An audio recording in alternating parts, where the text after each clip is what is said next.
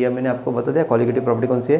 फिर types of colligative properties में जो चारों टाइप्स की प्रॉपर्टीज़ है हमको एक एक करके पढ़ना है, ठीक है। तो सबसे पहले हम अभी कॉलिगेटिव प्रॉपर्टी के अंडर हेडिंग ये सब प्रॉपर्टीज़ को पढ़ेंगे।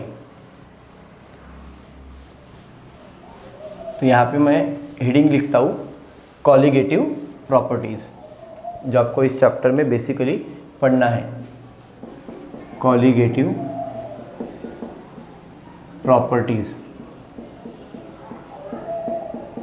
कितनी कॉलिगेटिव प्रॉपर्टीज़ है? नंबर 1 है lowering of vapour pressure, lowering of vapour pressure, lowering of vapour pressure. Number 2 elevation of boiling point, elevation of boiling point, elevation of boiling point. Third है depression of freezing point, ये सब मैं आपको बताऊंगा अभी explain करके। Depression of freezing point, depression of freezing point. And number 4 है osmotic pressure,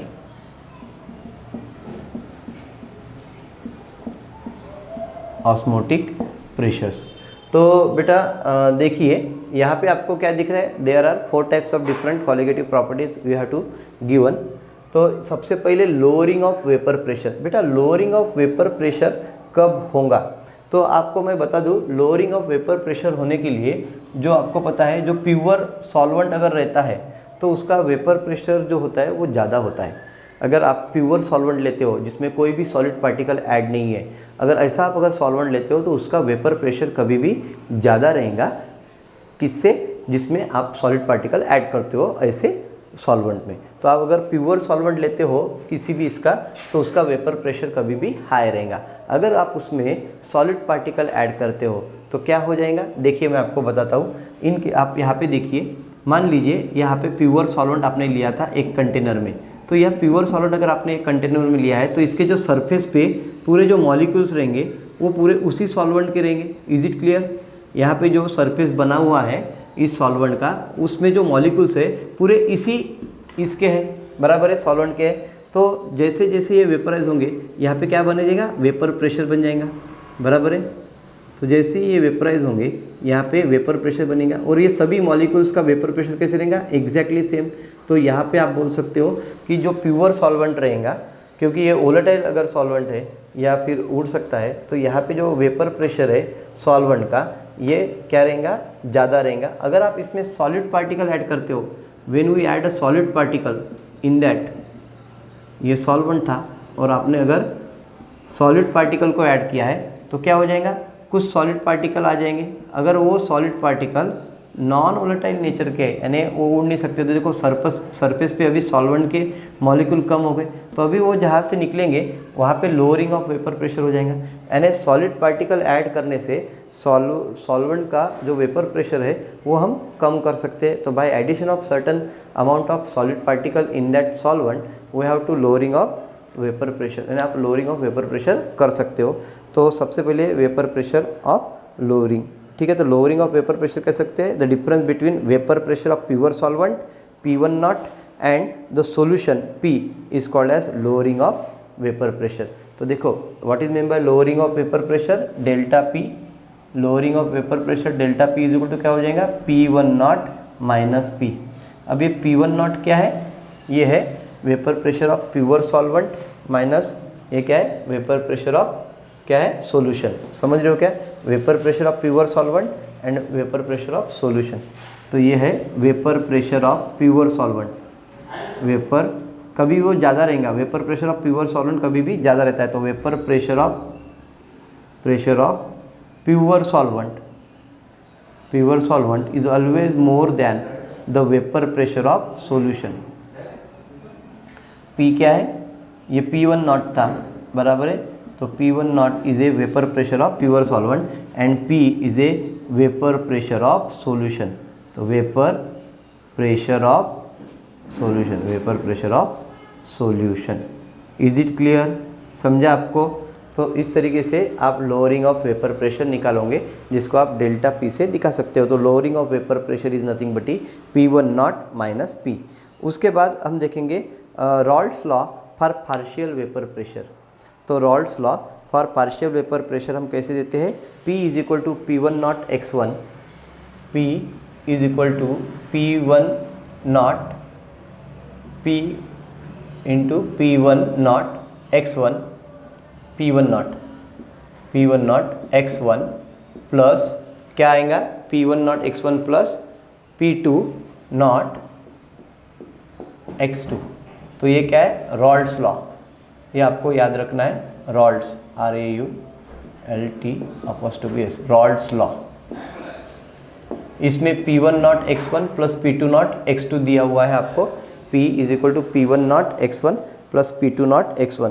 सो Raoult's law को आप डिफाइन कैसे करोगे, फॉर पार्शियल वेपर प्रेशर के संदर्भ में, at a given temperature for a solution of volatile liquid the partial vapour pressure of each component is equal to the product of vapour pressure of pure component and its mole fraction in the solution. बराबर है।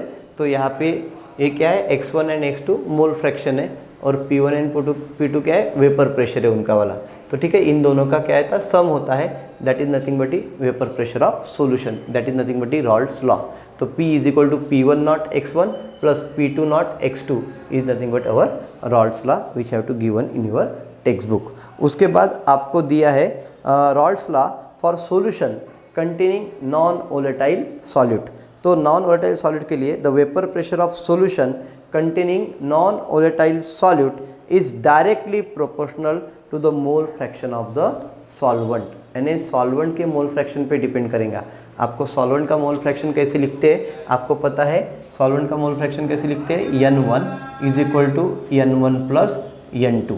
बराबर है। इसमें N1 क्या है, N1 क्या है, इसमें number of moles of solvent is equal to number of moles of solvent plus number of moles of solute is nothing but the mole fraction of solution.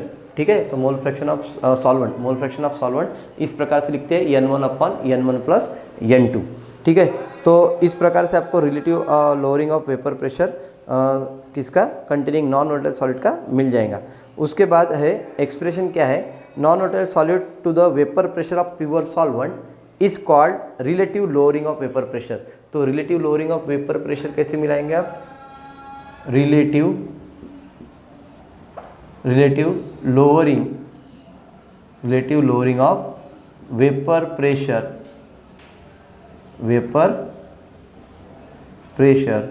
Is equal to, relative lowering of vapour pressure is equal to means आप इसको x2 में लिखोगे, x2 is equal to क्या हो जाएगा, P1 not minus P, P1 not minus P divided by P1 not, that is nothing but the relative lowering of vapour pressure. ठीक है, तो इसके ऊपर आपको छोटे मोटे न्यूमेरिकल्स आ सकते हैं MCQ के फॉर्म में, तो आपको उसके लिए अलर्ट रहना है। उसके बाद है लिमिटेशंस ऑफ रॉल्ट्स लॉ। तो Raoult's law it can not be expressed on the concentrated solution. बराबर है, कॉन्सेंट्रेटेड सॉल्यूशन पे एक्सप्रेस नहीं करता है, या फिर वोलेटाइल सॉलिड पे रॉल्ट्स लॉ क्या होता है, अप्लीकेबल नहीं होता है, या डिसोसिएशन या फिर एसोसिएशन नाम की जो प्रोसेस होती है उसके लिए आपका रॉल्ट्स लॉ अप्लीकेबल नहीं होता है। सिर्फ Raoult's law applicable only for non volatile solute, यानी जो उड़ने वाले सॉल्यूट नहीं है, बराबर है, उसी के लिए आपका रॉल्ट्स लॉ अप्लीकेबल होता है। वोलेटाइल सॉल्यूट अगर रहता है किसी सॉल्यूशन में तो आप उसके लिए ऊपर रॉल्ट्स लॉ अप्लाई नहीं कर सकते हो, ये लिमिटेशंस है। ठीक है, उसके बाद है डिटर्मिनेशन ऑफ मोलर मास। तो आप मोलर मास को कैसे कैलकुलेट करोगे फॉर नॉन वोलेटाइल सॉल्यूट, अगर आप यूज़ कर रहे हो तो मोलर मास ऑफ सॉल्यूट कैसे निकालोगे। तो molar mass of non volatile solute निकालने के लिए फार्मूला आपको दिया है, कुछ फार्मूले आपको दिया है। Molar mass of non volatile solute can be determined with the help of molar mass of non volatile solute.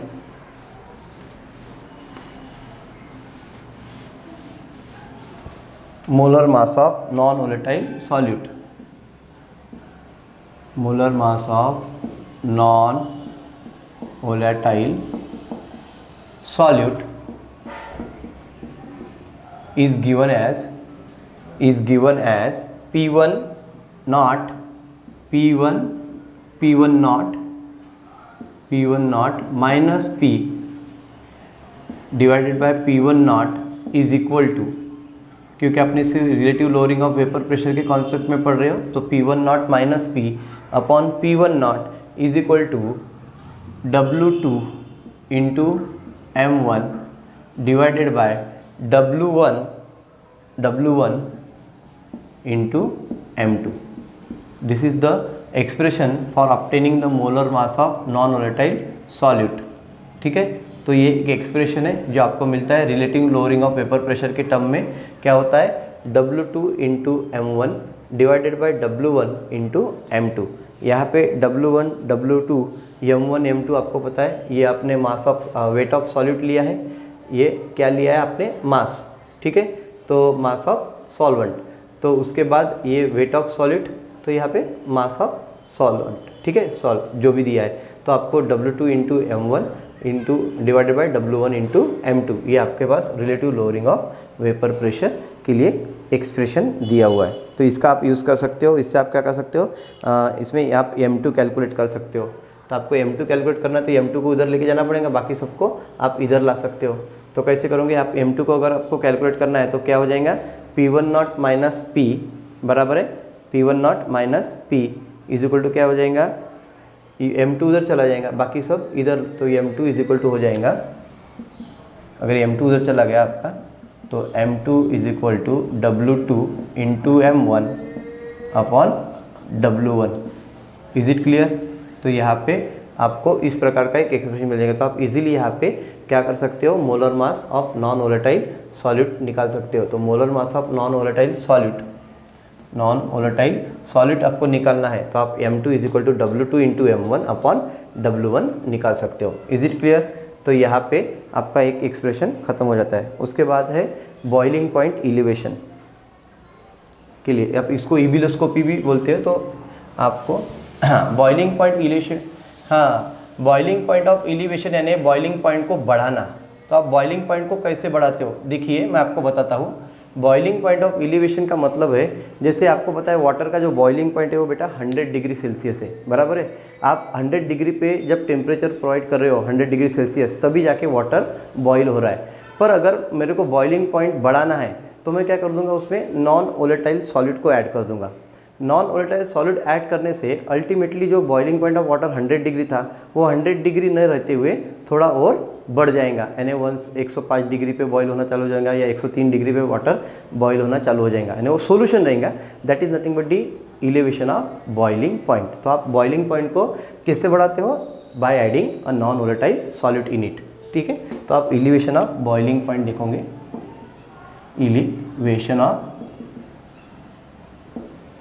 Boiling point. ठीक है,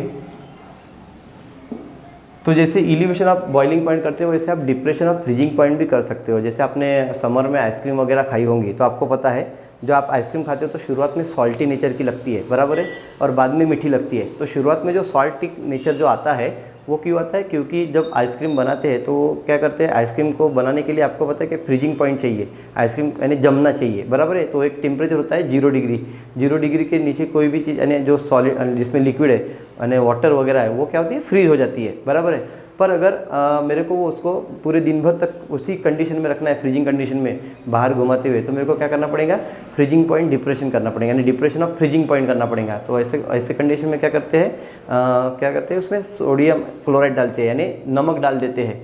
तो नमक डाल देते हैं पानी में, तो उसका जो फ्रीजिंग पॉइंट टेम्परेचर है वो एकदम सडनली क्या होता है, कम हो जाता है. तो आइस प्लस सोडियम क्लोराइड ये क्या कर देता है, वाटर का फ्रीजिंग पॉइंट और डिप्रेस कर देता है, तो कम कर देता है. तो जैसे डिप्रेशन ऑफ फ्रीजिंग पॉइंट होता है वैसे इलिवेशन ऑफ बॉइलिंग पॉइंट होता है by dissolving non volatile solute in that case. तो इलिवेशन ऑफ बॉइलिंग पॉइंट में आपको याद रखना है, यहाँ पे इबिलोस्कोपी नाम का एक कांस्टेंट मिलेगा. क्या मिलेगा, इबिलोस्कोपी, EBU लोस्कोपी.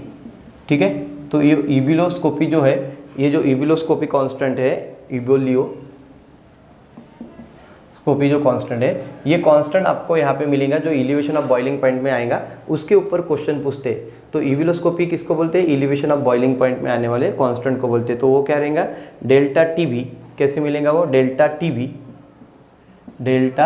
बी, इसके लिए एक्सप्रेशन आपके इसमें दिया है, मीन्स आप इसको बोल सकते हो इन बॉइलिंग पॉइंट एलिवेशन, क्या बोल सकते हो, boiling point elevation, change in boiling point और बॉइलिंग पॉइंट एलिवेशन जो भी मिल रहा है delta T B is equal to क्या मिलेगा, T B minus T B not बराबर है टी बी नॉट। तो ये क्या हो गया, एलिवेशन ऑफ बॉइलिंग पॉइंट। तो जैसे ही आप देख रहे हो नॉन वोलेटाइल सॉलिड डाला तो ये क्या है, boiling temperature of non volatile जिसमें आपने सॉल्यूशन का है, माइनस ये क्या था, प्योर सॉल्वेंट का। ठीक है, तो delta T B is the difference between boiling point of pure solvent અને solution, boiling point of solution minus pure solvent, that is nothing but delta T B. एक एक्सप्रेशन आपको मिला है, that is nothing but T naught B the boiling point of pure liquid, बराबर है। तो ये pure liquid का boiling point है, that is nothing but solution, बराबर है, solvent, and T B is nothing but the boiling point of the solution. तो it is the difference between boiling point of solution minus boiling point of solvent. ठीक है, तो delta T B आप यहाँ से निकाल सकते हो एलिवेशन ऑफ बॉइलिंग पॉइंट में। Is it clear? ये सिर्फ आपको एक्सप्रेशन इसका याद रखना है। इसमें भी एलिवेशन ऑफ बॉइलिंग पॉइंट में भी आप मोलर मास ऑफ सॉल्यूट निकाल सकते हो। उसके लिए आपको एक्सप्रेशन दिया है, expression for calculating determination of molar mass. तो यहाँ पे molar mass of non volatile solute M2 निकालने के एक्सप्रेशन दिया है, M2 is equal to KB means ebullioscopy constant into W2 multiplied by 1000 divided by delta TB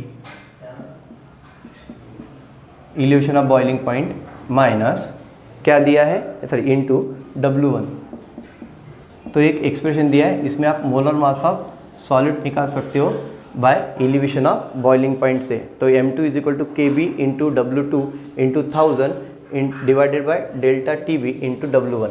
तो ये आपको पेपर में आता है, ध्यान में रखिए। इसके ऊपर MCQ आते हैं कि molar mass of solute in case of elevation of boiling point M2 कैसे निकालोगे।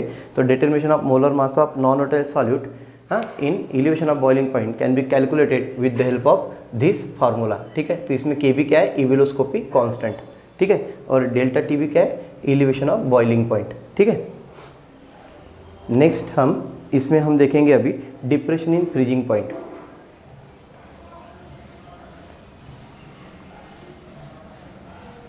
डिप्रेशन ऑफ फ्रीजिंग पॉइंट, तो मैंने इसका एग्जांपल आपको ऑलरेडी बता दिया है। What is mean bye depression of freezing point.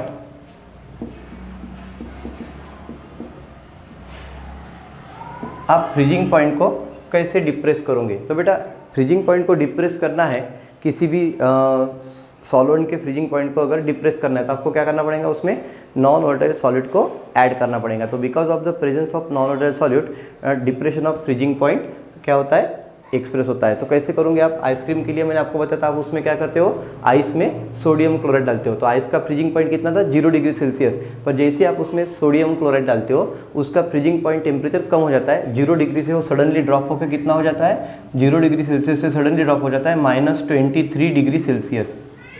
तो that depression of freezing point is nothing but the depression of freezing point of that particular solvent. ठीक है, या सॉल्यूट भी ऐसे बोल सकते हैं, जिससे आपका सॉल्यूशन बनेगा सॉल्वेंट प्लस सॉलिड से। तो डिप्रेशन ऑफ फ्रीजिंग पॉइंट, इसके लिए आप जो यहाँ पे जो कांस्टेंट यूज़ होने वाला है डिप्रेशन ऑफ फ्रीजिंग पॉइंट के लिए, वहाँ पे क्रायोस्कोपिक कांस्टेंट, यानी इसको आप क्रायोस्कोपी कांस्टेंट यहाँ पे आएगा, ध्यान में रखना है, क्रायोस्कोपी। ठीक है, depression of freezing point is also known as cryoscopy. और यहाँ पे जो आपको कांस्टेंट मिलेगा वो क्रायोस्कोपिक कांस्टेंट रहेगा, जिसको आप KF के नाम से, बराबर है, depression of freezing point KF के नाम से क्या करोगे, ये करोगे। तो cryoscopic constant KF is nothing but the cryoscopic constant होता है। ठीक है, यहाँ पे क्रायोस्कोपिक कांस्टेंट आएगा, ध्यान में रखना। ठीक है, इसके ऊपर MCQ पूछे इसलिए बता रहा हूँ। तो डिप्रेशन ऑफ फ्रीजिंग पॉइंट में क्रायोस्कोपिक कांस्टेंट रहता है KF, क्रायोस्कोपिक कांस्टेंट यहाँ पे वो रहता है सफिक्स में। ठीक है, उसके बाद this process depression of freezing point is also known as cryoscopy. तो यहाँ पे अगर आप मोलर मास को डिटरमाइन करना है नॉन वोलेटाइल सॉलिड को, तो डिप्रेशन ऑफ फ्रीजिंग पॉइंट में कैसे मिलेगा, M2 इज इक्वल टू वही एक्सप्रेशन है m2 इज इक्वल टू, बस वहाँ पे आपने kb लिखा था, यहाँ पे आपको क्या लिखना है kf इंटू W2 बराबर है इंटू 1000 डिवाइडेड बाय, यहाँ पे क्या है डेल्टा TF लिखना पड़ेगा, वहाँ आपने डेल्टा TB लिखा था, delta TF multiplied by W1। Is it clear? तो यहाँ पे आपको क्या मिलेगा, molar depression, sorry molar mass of, क्या मिलेगा solid, molar mass of solid, ठीक है, for in case of depression of freezing point. तो ये इसका जो यूनिट रहेगा m2 का, molar mass of solid m2 का, ये क्या रहेगा बेटा ग्राम पर मोल रहेगा। तो इसका यूनिट जो भी आएगा वो क्या रहेगा ग्राम पर मोल। तो ग्राम पर मोल आप ऐसे भी लिख सकते हो या फिर इसके मोल के ऊपर -1 लिख के भी कर सकते हो। तो ठीक है, तो यहाँ पे हमने डिप्रेशन ऑफ फ्रीजिंग पॉइंट देखा, एलिवेशन ऑफ बॉइलिंग पॉइंट का एक्सप्रेशन देखा, और किस प्रकार से मोलर मास ऑफ सॉल्यूट दोनों केस में कैलकुलेट करते हैं उसको देखा। इसके पहले हमने टाइप्स ऑफ सॉल्यूशन देखा, what is mean by colligative properties जो है वो देखा। तो आज हमने 2 कॉलिगेटिव प्रॉपर्टी को बहुत अच्छे से स्टडी किया है, जिसमें हमने सबसे पहले एलिवेशन ऑफ बॉइलिंग पॉइंट और उसके बाद डिप्रेशन ऑफ फ्रीजिंग पॉइंट को। जो इम्पोर्टेंट है मैं वही ले रहा हूँ, क्योंकि आपको पता है, क्योंकि ज़्यादा पढ़ाना इतना नेसेसरी नहीं है, क्योंकि जितना काम का है उतना ही पढ़ाना चाहिए जो पेपर में बार बार पूछा है, बराबर है। तो उसके आधार पर आपकी रिवीजन अच्छी होनी चाहिए, यही मैं देखना चाहूँगा कि आपको ज़्यादा से ज़्यादा बोर्ड में मार्क्स मिले। यानी NCERT के बुक्स में जो भी आप पढ़ते हो वो सब जो दिया है शॉर्टकट में, वो मैं आपको सब ट्रिक्स बता रहा हूँ। सिर्फ आपको फार्मूलेज अच्छे से याद रखना है इस चैप्टर से रिलेटेड, क्योंकि इस पर ज़्यादा क्वेश्चन पूछते हैं न्यूमेरिकल बेस्ड, ठीक है। उसके बाद है next depression of freezing point होने के बाद आप याद रखोगे what is mean by osmotic pressure and what is mean by osmosis, ठीक है। What is mean by osmotic pressure and what is mean by osmosis, हाँ ठीक है। तो अभी पहले what is mean by osmosis देखते। इसका एक बेटर एग्जांपल मैं आपको बताता हूँ। देखिए ऑस्मोटिक प्रेशर क्या होता है। तो ऑस्मोटिक प्रेशर पढ़ने के लिए सबसे पहले